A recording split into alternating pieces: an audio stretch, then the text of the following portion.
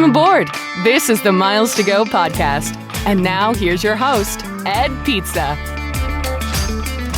Hey guys, welcome back to the Miles to Go podcast. Mr. Kerr is making faces even I haven't seen before. We've got a whole laundry list of stuff. I don't know if we're going to get to all this, but I'm going to tee it all up so folks will know what we're going to cover in future weeks if we don't get to all this. We have a comment from our Toys for Tots drive from one of our members about you, Mr. Kerr. We have a North Dakota reference from last night's happy hour. We got to talk about Hyatt Suite Upgrade Awards now online. My latest score with Thrifty Traveler and Delta. The new UK ETA stuff we got to get on. Public service announcement for that. I've got crazy award screenshots for United.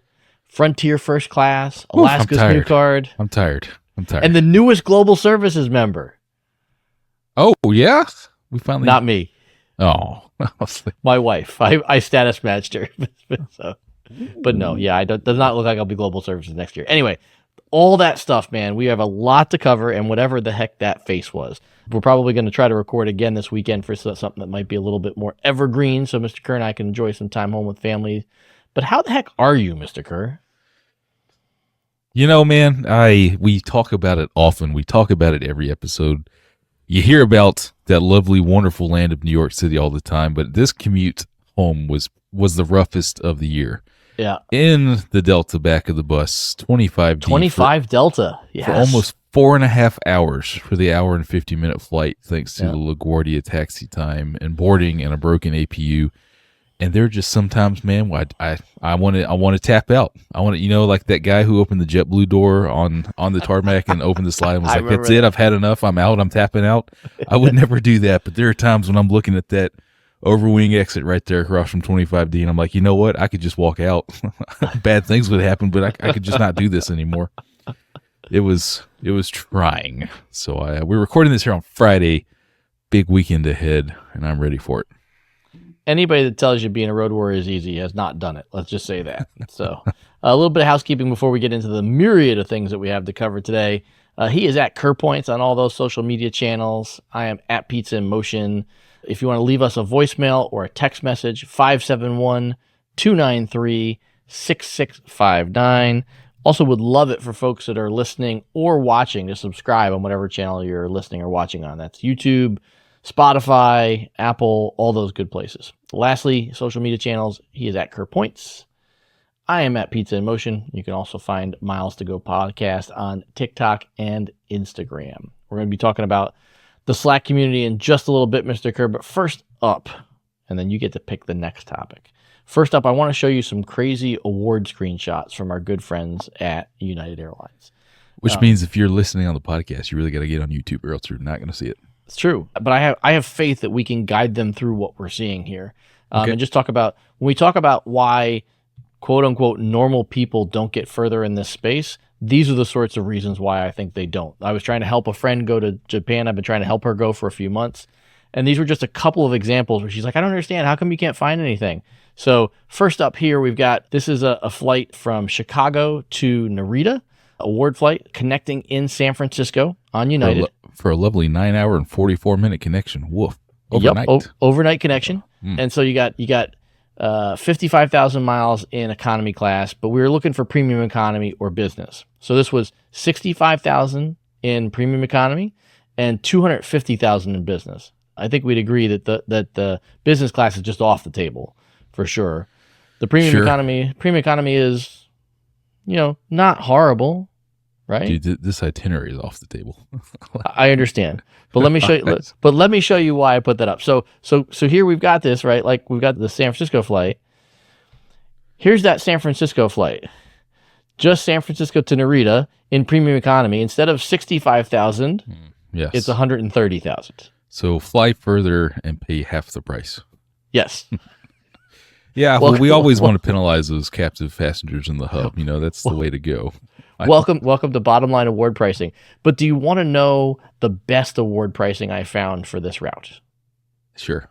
From San Francisco or from Chicago? From San Francisco? From both.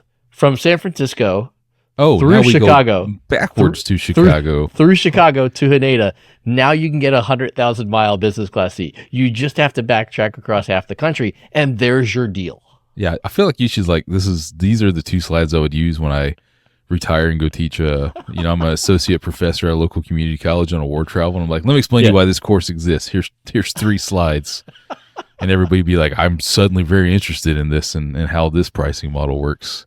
This is terrible. For folks who are listening in, this is a red eye from San Francisco to Chicago, and then a daytime flight to Haneda, and that is 100,000 miles in business class, which is a screaming deal for business class to Japan. They're hard to find, but this is where the deal is. You literally have to know to pick a hub and then backtrack from that hub to a different hub to go to a Tokyo airport, and then you can find a really good use of your miles to go to Tokyo right now.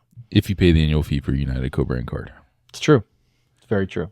Any questions, ladies and gentlemen? Any questions? Great. Clear as mud. Let's go through the rest of the syllabus, because wait till you get to the excursionist perk and you melt. Although I understand that just recently went a deval as well.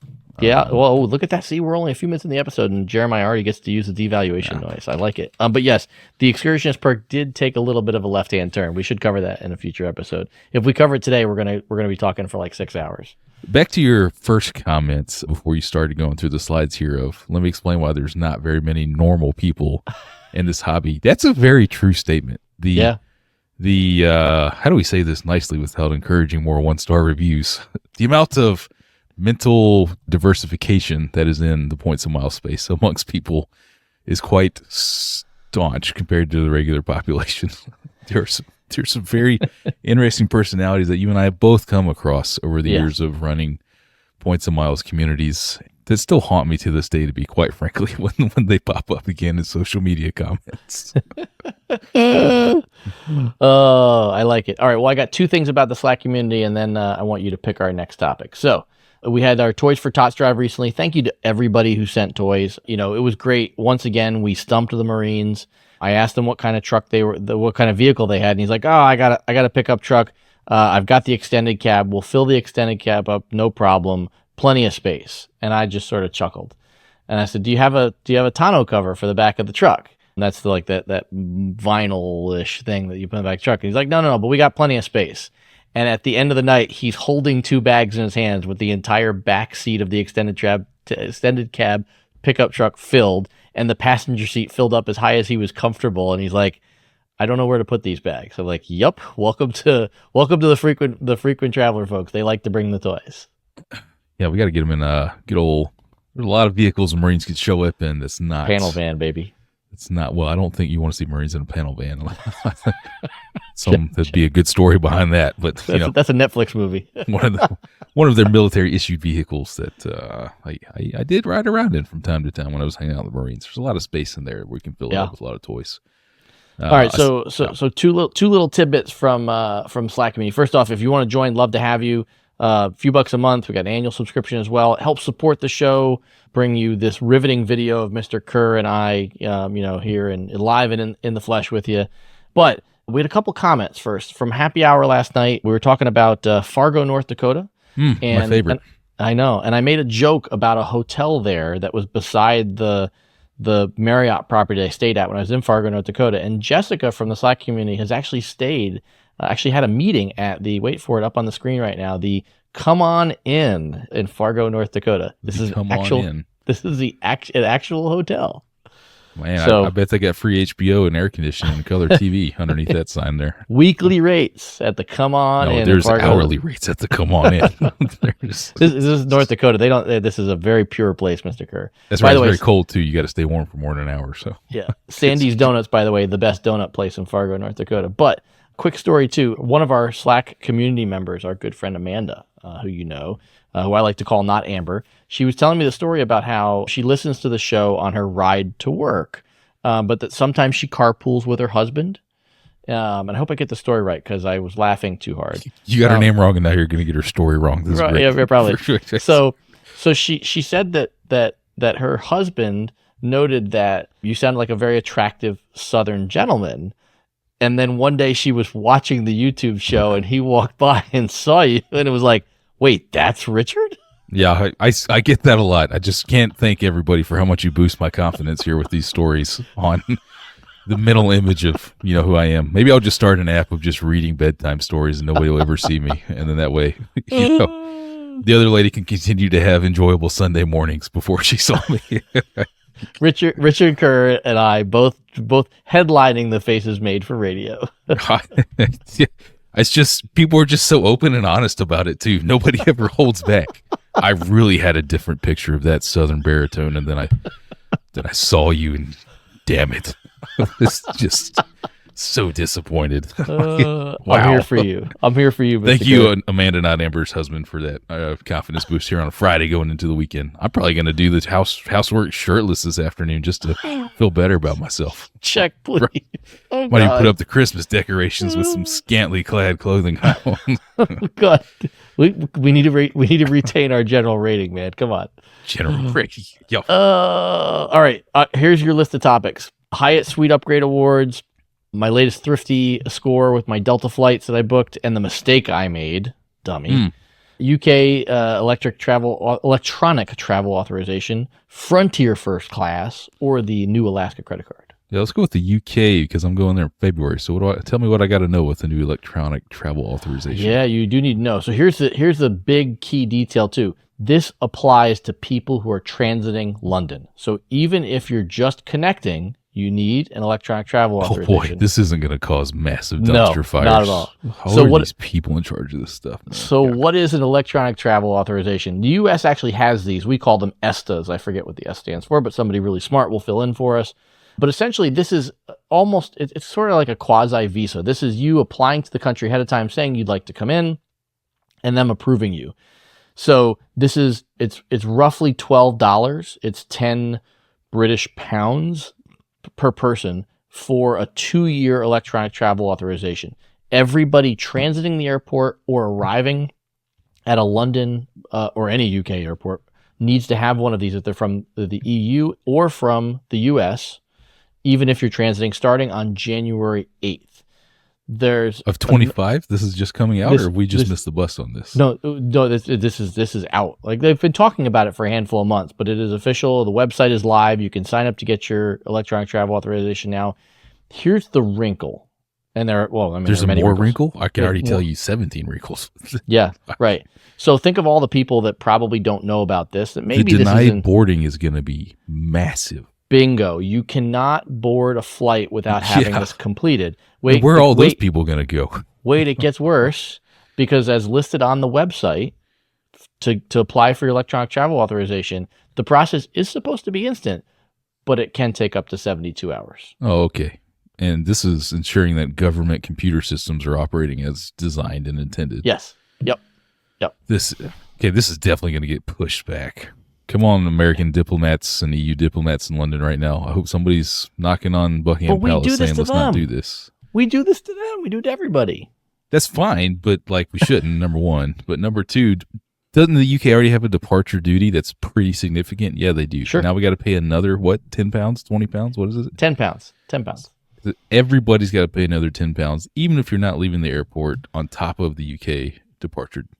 Okay. I mean, if you want to become a UK citizen, you don't have to pay the 10 pounds. I don't want to do that, so. Although I would love to have a second passport, and I've gone down every avenue that I know, and I got no family lineage that's going to get me a second passport, so I'm going to have to, what is it, $250,000 to Dominica, the Caribbean island? You can get a Dominica passport. I'm not sure what good that does you in the world, but there you go. I will say I am researching both the Italian and Canadian passports that I think I'm eligible for, but having trouble tracing all the family. Where's your family from? Like South Carolina? They're like, before South Carolina. I'm like, South Carolina. They're like, okay, before the Revolutionary War, South Carolina. They're like, okay, yeah, you don't get a passport. Yeah, never mind. Yeah. Oh, man. All right, so yeah, we'll put a link to that in the show notes, but man, if you're traveling to Europe and you plan to touch the UK in any way, shape, or form, make sure you do this ahead of time, because I would not want to rely on having to do it last minute at the airport. So I'm hopeful that the airport a tab now, so I don't forget about this. Yes, I'm hoping that the booking experience of all the major airlines will very clearly call out that you will not be able to board without this. I'd love it if it wouldn't let you check in and you load up your passport and stuff like that. Like I would hope this would be a flag where it's just like they won't allow you to check in and you're getting alerts leading up to it, because it would hate for somebody to miss their family vacation because they got delayed getting a UK ETA. I just Googled it to try and find the website, and of course, what do we have? 17 fake results. Yep. The top results are all companies that are going to fill this out for you that try and make them look like they're the government website and they're going to charge you a fee. So yes, we will put the actual government website in the show notes. Oh, man. All right, here we go. I'll let everybody know. We'll follow up. I'm going to fill this out for the family. I'm going to reject the additional cookies first, and then let's see how painful this is. I'll report What kind back. of cookies? Or chocolate chip? Or, peanut butter? What are we talking about here? These are digital cookies, Ed. That those are apparently less I fun. like to enjoy and ruin everybody's perception of me, but that's fine. This is less. Digital cookies are less fun. All right, so I'm gonna cover the next one, and then you're gonna tell us what our last topic is. So, real quick, because I told somebody else I would share this story. It's both the good and the bad. So first off, Thrifty Traveler, again, coming strong with, I've been trying to figure out how to get to Japan for months. We've got this Star Wars convention coming up that fellow Slack member May is attending with me. You just figured it out. You go from Dulles to San Francisco to Chicago to Haneda, and then you got it. It's no problem. It's true. If I needed January 5th, yeah, sure. Unfortunately, that option's not available for my dates, Mr. Kerr. So Thrifty sent out a travel alert just a few days ago, which was a killer one. It was as low as 90-something thousand points for business class to Taipei on Delta. And there were a number of, there were probably 25 departure cities. It was widespread. And so the pricing, when I looked at this, I found pricing as low as 83,000 miles for premium economy. That was with the 15% discount for being a Delta credit card holder.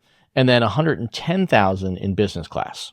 And as you well know, when you look at the Delta site, there's a little line of text underneath the flights that says, such and such cabin is available with a Delta Global Upgrade certificate. And usually it never says Delta One. And I had my lightning strike of Delta One availability for our flight from Haneda to Honolulu earlier this year for family vacation. Would you believe that Delta One upgrades were available for up to 4 passengers on this flight? From premium economy. California to Taipei? From Seattle to Taipei. Yeah. So 83,000 miles. And so obviously I've still got choice benefits left from 2024 to redeem, except I don't, because I was a dummy. And when I went to roll over my diamond status for the next couple of years, I'm like, well, maybe I'll just forget to redeem my last 2 choice benefits. I'll just do it now. What are the chances? Come on. What are the chances that more global upgrade inventory is going to become available in the next 100%. Yes, apparently the answer is 100%. I did learn that. Did you call and try and renege on it? I did learn that if you call within 7 days, that Delta will try to unwind your Delta choice benefits. When you call 10 days later, you are no longer in that 7-day window. And so far I have not been successful. And so by the time I got some contact info from somebody at Delta that might have been able to make an exception for me, unfortunately the global upgrade inventory was gone. And I took the advice of all the folks in the Slack community that said, just ticket it in Delta One, 110,000 miles to go to Taipei in business class is still a screaming deal. So, yeah. You know which departure city was not listed in that group of 25? Atlanta, man. Delta's like, we ain't giving you suckers any discounts. Ain't gonna happen. Ain't gonna happen. Yeah. So lesson learned that I will leave a choice benefit open next year now that Mr. Kerr has convinced me to keep diamond status for the next 2 years.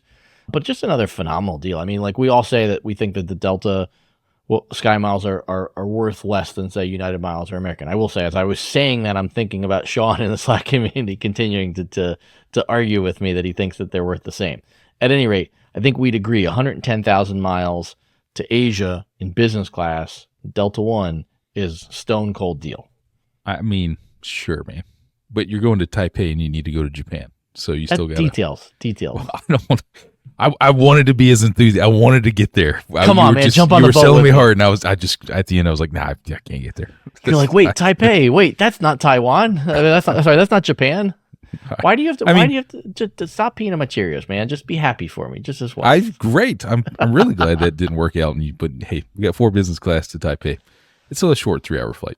You'll be fine. And there's like a bajillion low-cost carriers that go between Taiwan and Japan, so you'll be good. I found plenty of tickets that were roughly $100. Yeah. So, which is about 75% less than the YQ that you're going to be paying on your flights home from Europe. So, dude, I need to find. I have not found a good. I've been on a kick lately of like trying to find some resources and look up things that, I used to always have in the blogs. I just hadn't found them lately. Like, we need some good nuts and bolts, nerdy blog posts going out more often. So if there's a chart of like, hey, these airlines to avoid YQ and these departure destinations out of the Europe back to USA, if you got need one of those. Need one of them. Need one of them, because I remember some of the stuff off the top of my head, but most of it's $200 to $300 plus a person, and it'd be great to avoid that. And we know that Saver Space on American for $5.60 ain't popping up anytime soon for 4 people. So nope, got to find it. Got to do some research. I agree. Well, quick shout out to the Thrifty guys for finding me another flight to Asia. Thanks, guys. All right, so you can go off the board as well, but I'll give you 3 topics that you can cover if you want. We got Hyatt Suite Upgrade Awards online now, Frontier's First Class, and the new Alaska Airlines Premium Credit Card. Those are all tasty subjects for us to talk about. I want you to cover Frontier First Class while I look up something on this Hyatt Suite Upgrade Award. All right, I'm going to cover Frontier First Class. I'm going to cover Frontier First Class as well as I can. So Frontier next year is adding elite status levels, and along with that, 2 very interesting benefits. We teased it with First Class, but they're also offering up a companion pass. Now, this is maybe not exactly the same as the Southwest version, but fairly similar. And I think the thing here to think about is Platinum and Diamond members will get complimentary upgrades into first class seats. And as a headline, that's an exceptional story. And then we get to reality. I don't know how many Platinum and Diamond members are going to be in the future. I would imagine there's going to be a fair number, especially because you can get there with credit card spend. As part of this announcement, they've announced that there are a grand total of 2 rows of first class that will be installed on Frontier planes. That's 8 seats, and as you and I both know, in the Spirit model, those seats get bought an awful lot because they're usually not priced anywhere nearly as high as the Uniteds and the Deltas and the Americans of the world. And so Spirit does a really good job selling on those. I think it's great that this is an announced benefit, but I just think the amount of use people are going to get out of it is pretty low. That's my 2 cents. Book early, book often, and score those first class seats. I'm just hoping so bad that there's another opportunity to pay for another status match, man. I think I've flown my last Frontier flight this year before my status expires. There is. Yeah, you got to spend $20,000 on their credit card. And it's a whole lot easier when they just take my credit card information and I pay it, and I get some built points for getting Frontier status. So be really curious to see if that comes out beginning of the year. But I think all they got to do is add Wi-Fi, and then you start to seriously look at, if they got multiple frequencies a day. I mean, it's time to start looking a whole lot harder at that Frontier model. I think my opinion on this is that on the Wi-Fi side of things, like because they've never had Wi-Fi, they are a really key customer for somebody like a Starlink, where Starlink essentially mandates that you can't charge for the Wi-Fi. Now, they have to figure out how to pay for the kits, and certainly Frontier has some struggles there. But I think from a customer adoption standpoint and the benefit that customers would see from it, they're not going to have this challenge of ever having chargeable Wi-Fi before because they don't offer it now. This is where I get a little bit torn, right? Because Frontier charges for everything, as discussed last week. Yep. But what we've seen, like Delta do is if you sign up for Sky Miles, then you get free Wi-Fi on Delta, and I think that's worked out very well for Delta from everything that I'm reading and hearing. So if I'm Frontier, do I take that model where I fork over that money for Starlink in order to require people to sign up for the Frontier program, and now I just got them on the lifecycle marketing swing, and they've got to have a lifetime value per customer that gets on there. I would imagine X number of card signups are going to pay for every Starlink kit, and you work it out that way. Like, it seems like a worthwhile way to go to get folks into your ecosystem. Now you want to get really nerdy? Yeah. So I remember this coming up on an episode of Dots, Lines, Destinations a handful of weeks ago when they were talking about United offering Starlink Wi-Fi. And I remember this coming up in some other context. So it's a consistent selling point for Starlink. As I understand it today, Starlink's agreements do not allow you to have a splash page that requires customer login to use the Wi-Fi. Really? They want people to have free access to Wi-Fi, period, stop, end of sentence. Now, we haven't seen... At the expense of not selling a kit to every single Frontier A320 and 321? I'm just telling you what I know, man. For. Will be interesting to see when United rolls it out if they have a splash page. Because I think there's 2 things there. To your point, I mean, setting aside the value to the airline of being able to get people signed up for the loyalty program, why wouldn't Starlink want to try and sell you a kit for your home, or in Mr. Kerr's case, for your RV? I'm looking at my Starlink kit right here underneath my desk. I just want to share with you that while this is both an audio and a video podcast, if you point to a box that nobody can see on the screen, it doesn't really help the video side of things. I didn't feel like it. I feel like people would trust me that I'm not just making it up, but I can go get it if you want me to. Not really, though. I mean, I think there's a lot of ways to get around that, right? You can put free login button really small at the very bottom, and then you can put log in here, sign up to start enjoy your Wi-Fi. Like there's, we can all play those games if you want to.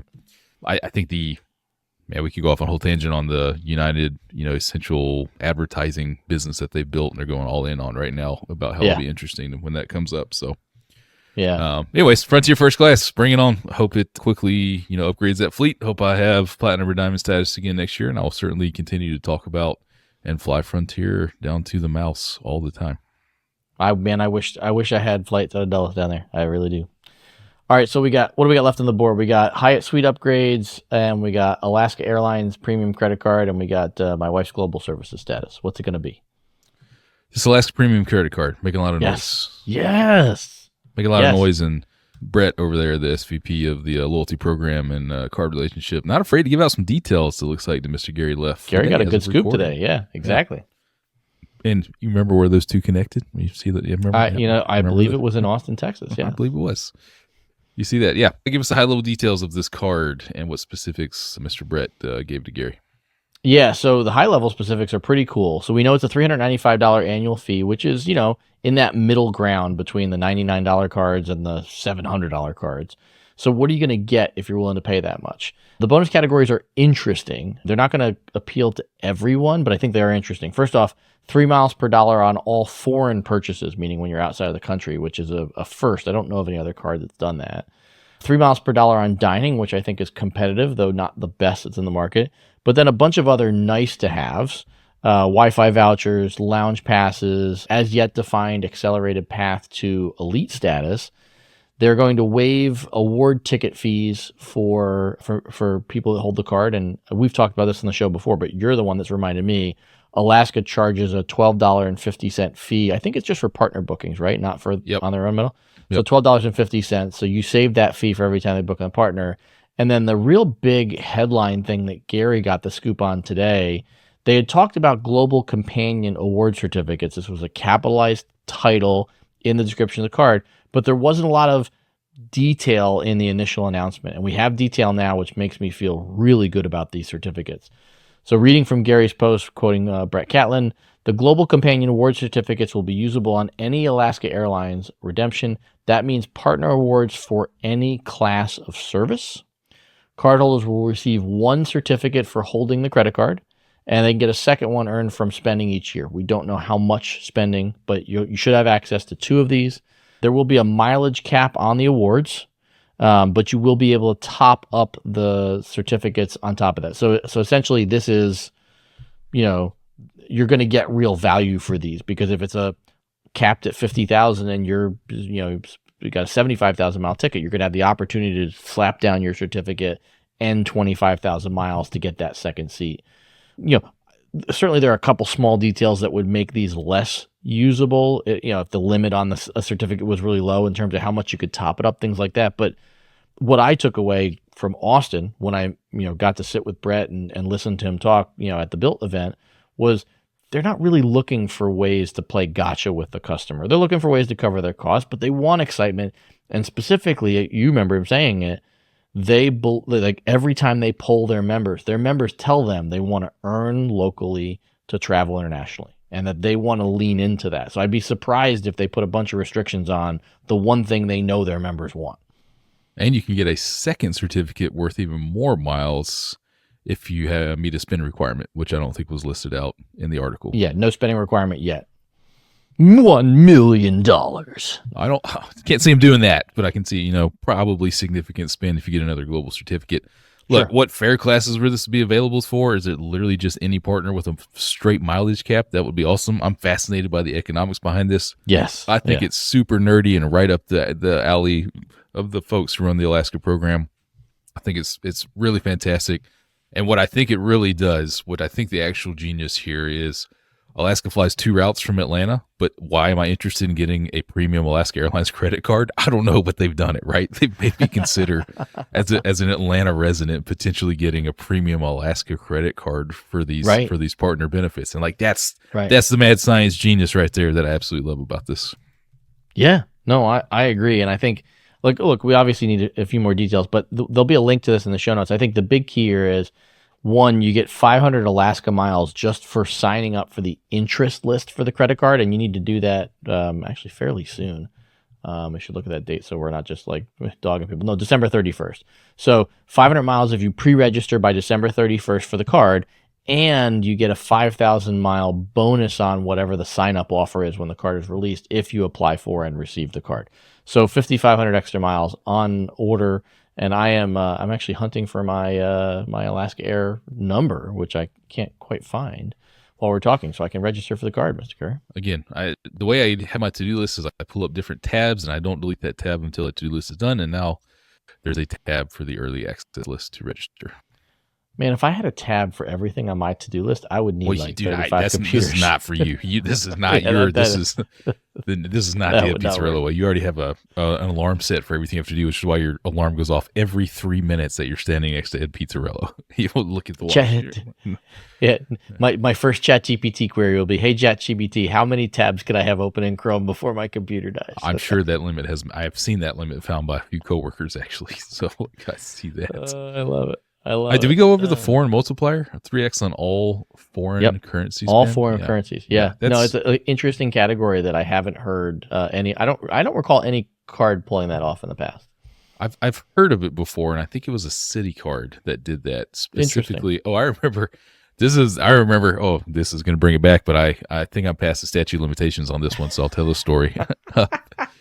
There was a Citi card issued in the country of India that got 5x Citi points on all foreign currency spend.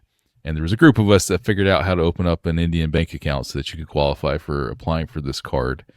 And then obviously every dollar that you spent in the U.S. on everything was 5x Citi points. This was like 2000. This was well over 10 years ago, man, like 2013 or something like that. And it was absolutely genius. And then you could call and get them combined into Citi thank you points. So that's where, as soon as I read this, it brought up a good memory. If anybody from Citi's listening, don't go look at my account. This was not the story you were looking for. It's been 10 years of statute of limitations. I didn't do anything wrong. Well, we're going to find out what the statute of limitations is, I think. I didn't do anything wrong. All right. Well, I think that's a good place for us to pin it. I will say we still got to talk about Hyatt Suite Upgrade Awards. We'll talk about that next week. And we need to talk about the newest Global Services member. I will say, just for giggles, there is a number of threads on Flyer Talk that track Global Services and renewals for next year and all that stuff. And I did not make the cut yesterday. So there is a reconsideration date in January where I might make the cut, but since I only have a couple more flights left this year, Mr. Kerr, this might be one of the last times you and I record where you are talking to a bona fide Global Services member. I know you'll always have the good times to think about and talk about and reminisce on. We will. We'll have all of those things. I hope maybe there's a second. Maybe you didn't make the first cut, because you didn't just buy full fare business every single flight, but maybe you'll make the second cut. Oh, and we did tease everybody, so we have to let everybody know what you were referring to when you saw my face right as we started recording. I don't know what I was referring to, yeah. I had never seen this before. So very long story short, my niece is performing, or she's in a gymnastics competition at Disney's Wild World of Sports over President's Day weekend. And my sister-in-law said, "Look, man, we're not going to try and figure out Disney. We're not Disney people. Will you come down and be our guide for a day?" And I was like, "Sure, yeah." So she just sent me the link right as we started recording. She sent me the link of information for this event. It makes sense now. I should have known it, but I did not. I was like, "Oh, well, I'll just go watch my niece's competition. What day is that?" And she was like, "Here's the information for it." Oh, first to watch. By the way, she's 10, so this is not Olympic gymnastics. She's very talented, but this is not Olympic. What does Disney charge you just to get into the little arena to watch your kid do gymnastics? First of all, I would have not even thought they had charged, and I was like, "Oh, this is Disney." Like, of course they did, dude. What do you think they charge for a session for a 10-year-old gymnastics session to get in the door? Boy, we did this last week with Hilton and Hyatt points. Don't think too hard about it. Just save a number. $49. You're close. Not really. $65.40. Oh. That they are charging every I literally almost parent to go watch their kid do. Like, what a money grab, man. Like, what? Oh. I almost said I 65. was- I'm like, nah, I can't be that high. So, love you, niece. I'll be on the outside waiting to take you guys around the parks because homeboy ain't gonna be paying $65.40. Ouch. Like, dude, I've heard about these traveling shows, man. That's just wild. That's absolutely wild. Well, ouch. Yeah. Ouch. All right. Well, I got a quick trip to Vegas and then a stop in Toronto. What do you got left for the year? Hilton Head, South Carolina, New York, Charlotte, potentially Lenox, Massachusetts, all in December. So we'll see. I know what the Lennox stop might be. All Yeah, right, we'll see. Keep that one under our hats. Well, your hat. I don't have one, so we'll safe travel through all that. I hope you do make all those stops, especially the Lennox one. I will see you on the flip side of a Vegas and a Toronto as we roll into a couple more episodes before the new year.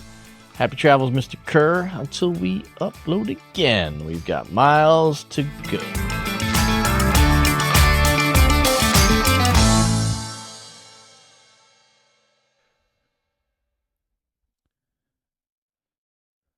Dude, what in the what? I can't believe what I'm reading. Yeah, we're gonna talk about this. What?